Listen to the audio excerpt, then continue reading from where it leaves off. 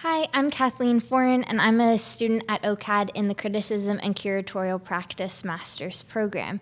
I'm in the second year of the program, which means I'm working on my thesis project. This spring semester is an exciting time for graduate students as we finalize our project and begin to share our research with our communities.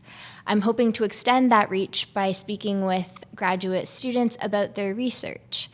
Today, I'm talking with Claire Grenier, who is also in the Criticism and Curatorial Practice program.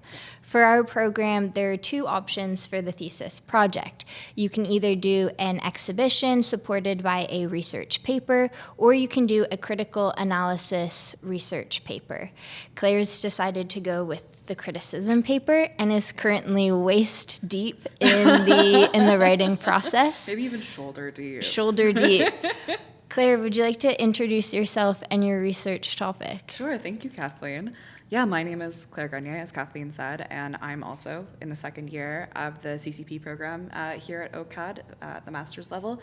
And my research, my thesis, is about repatriation. So, the belongings that have been stolen from other cultures and put in ethnographic museums or art galleries within Canada and beyond. My research focuses on sort of strategies to return and what that return looks like in the museum and in the community of origin, and who are the people who are doing this work.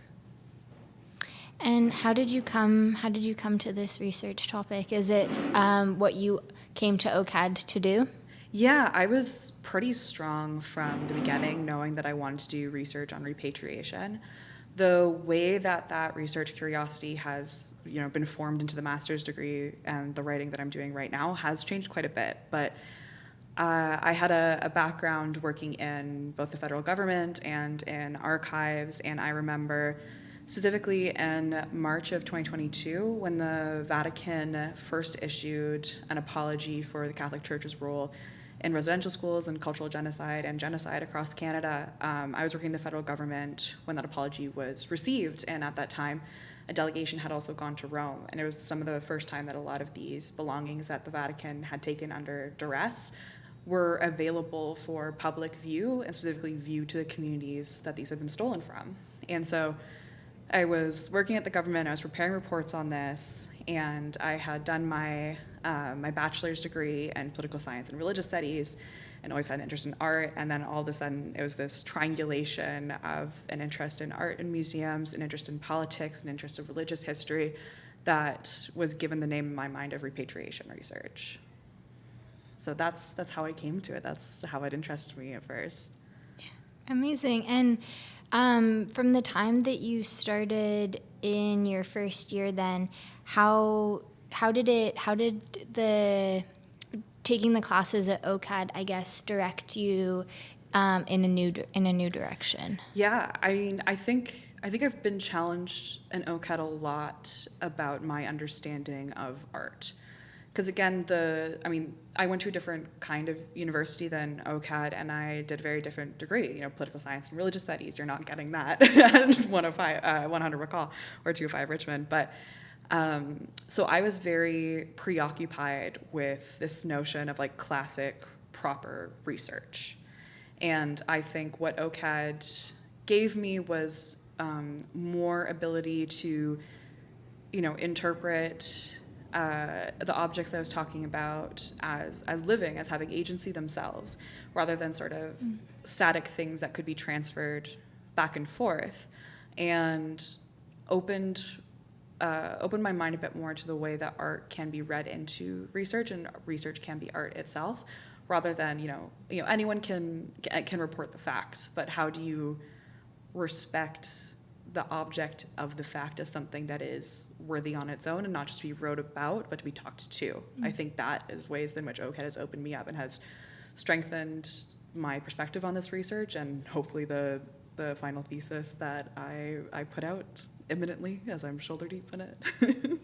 Yeah, because I'm familiar with your work, I also know that what comes to mind is the project that you did interviewing objects, and that would then be a really formative transition into the direction that you're going in now? Yeah, so as you were just talking about there, Kathleen, we did a class that was an intro to criticism class, and we had to do a curatorial essay. And as I said, I'm very used to writing in formal ways, and I thought, I'm at art school, like let's do something art school. So I picked an exhibit at the ROM, and my curatorial essay was interviewing the objects in the exhibit. So it was a piece of fiction where I did research on the history of each of these pieces and then created a narrative where I'm talking to it and asking it questions that I would ask with the construction of the exhibit.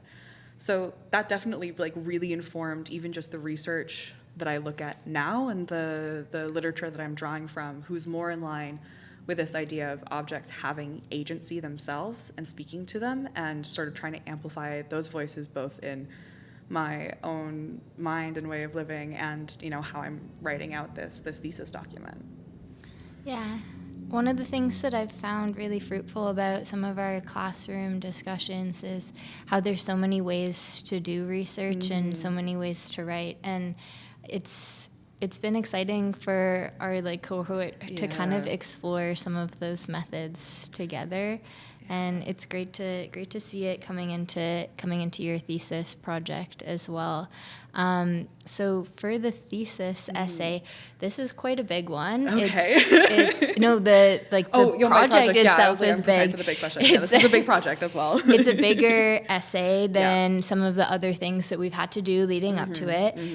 Is there any way that you're kind of breaking down that approach in order to slowly move towards this large word count? Yeah. So, because I've got 12,000 to 15,000 words that I have to deliver for my thesis, and most of my professional experience as well as academic experience is as a writer. I come from a family of writers and storytellers, so I can be a pretty quick writer, and I find that what I need to do to get to the point where I can sort of go off and just write is I sort of clickily say my marination period. So how long am I sitting with the material that I'm working towards and trying to write about, and how am I letting it affect me and work through those thoughts and absorb all that I can, because I think that helps the writing feel more natural and more lived in the more that I'm living with these materials. I know exactly what you mean by that. Writing an essay, it does feel like most of it is also sitting with the thoughts and all of the other things that go into the writing process. I find that can drive you the craziest too, because I feel that the more that you sit with the writing, the more that you feel, okay, but what about this thing? But what about this thing? Oh no, I just found this new article and it feels like it's everything. But that's, I think, sort of the beauty and the terrifying part of knowledge, is that you're never going to know everything. Yeah. I think even looking at this research of repatriation, so much of why these objects have ended up in museums was this colonial desire, we have to know everything about these people. You can't know everything. You can't know everything about yourself. You can't know everything about every culture. You have to be able to let go at some point and think about, okay, what can I, express about this knowledge that is changing me, and how is that perspective adding to a larger field of the conversation? Because you can't be an expert on everything, but you can contribute to public good, public research through your own life experiences and your own perspective on, marinating in this material.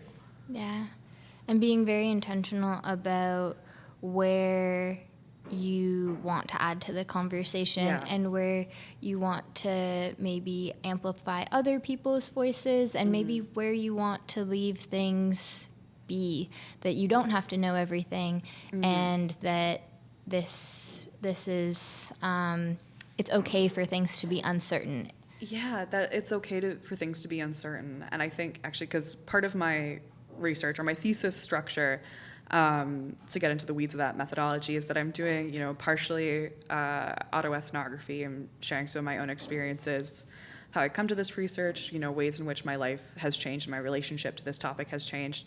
And I'm also doing interviews. So I've done these interviews with some arts professionals who are working with repatriation, and one of them, to get back to this original point, one of them had said that he describes himself more as a facilitator of knowledge, facilitator of, connection and access. And I think we need to change some of this language about experts or knowing everything to being a facilitator of the conversation. Because that's really the ultimate goal. If you want to teach, if you want to work in the field, you want to be able to facilitate better conversations and better knowledge sharing, more so than just talk at people. Yeah, and it's never just our voice. We may be the writer, our name may be on the document, but it's in conversation with so many people. Well, now we're back to your research too on the shareable voice. Like, how are we sharing these voices? Yeah. So you're speaking of like the communities that kind of come into our projects. Is there anybody in your life who has been a big supporter, a mentor, a cheerleader? Yeah. I mean, I'm very lucky that I have very loving and supporting parents, and I talk a lot about my family and my thesis in these two sort of connected ways, and that is. The first one of my dad having Métis ancestry and that influencing, my own conception of myself and my own relationship to Indigenous identity and Indigenous involvement. And I took this thesis as an opportunity to really kind of interrogate this thing that I had grown up with and think, okay, well, where am I, how am I Métis? Where am I Métis from? What do these questions say about me now? What is my relationship to them? Because this has always been important to me, but have always had the same knowledge or language around it that, as I get older, I need to have, and as I get more involved, I need to have.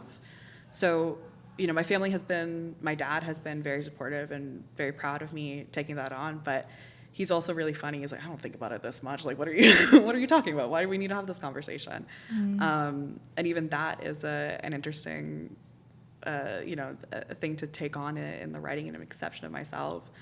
And the other part of my family on my mom's side is I unfortunately lost my grandfather in September, and I took time off school, and I took 2 weeks, and I went and cleaned out his house with my mom and her older brother, and he was always a great supporter. He was a great writer, and both my mom and my uncle are also writers, and very, very proud and supportive of what I do. But I always saw my grandfather as a storyteller, and that's part of why storytelling was really important to me to bring into this thesis, and also looking at, going through his house, this idea of collecting and reflecting, and how that changed me. Obviously, that a death changes anyone, like a major loss changes anyone. So, talking about this major loss and relating that to loss of cultural belongings, or and this idea of returning that to a gallery. There's lots of themes of loss and absence and belonging that come up from this family history that I've just laid out, and also this concept of repatriation that years before triangulated into something that gripped me, and now I'm finding myself looking at it not just from this academic perspective, but this deeply personal perspective, and merging it all together into 15,000 words. Yeah.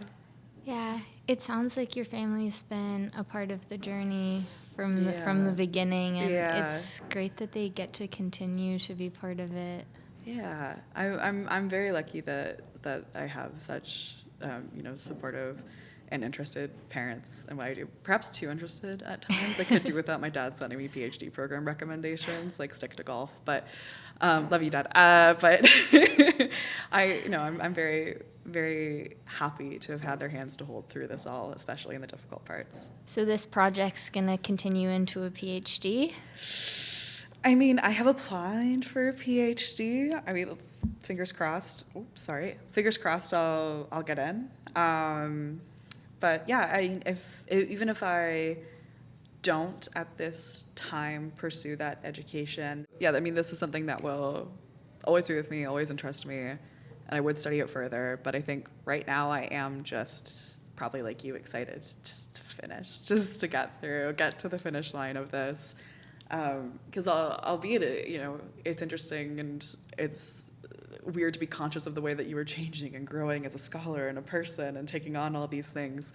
But it's also exhausting. Like, I'm ready to lie down for a month. Yeah. I'm ready to marinate, I guess, again, in all this information. And I think just enjoy that I had finished it and be proud of it and celebrate with my family and with my friends. Yeah, absolutely. And to give yourself time for that learning Yeah. to sink in before the next venture. That makes a lot of sense. Well, I'm very excited to read the paper. Yes. Looking forward to that. And thank you so much for joining me today. I'm honored to be the first guest. Yes.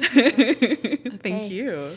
Okay, well, thank you guys for Yeah, thank watching. you. I hope this gave some insight into the CCP program here at OCAD, and look forward to the next episodes across the other programs. Bye now. Bye.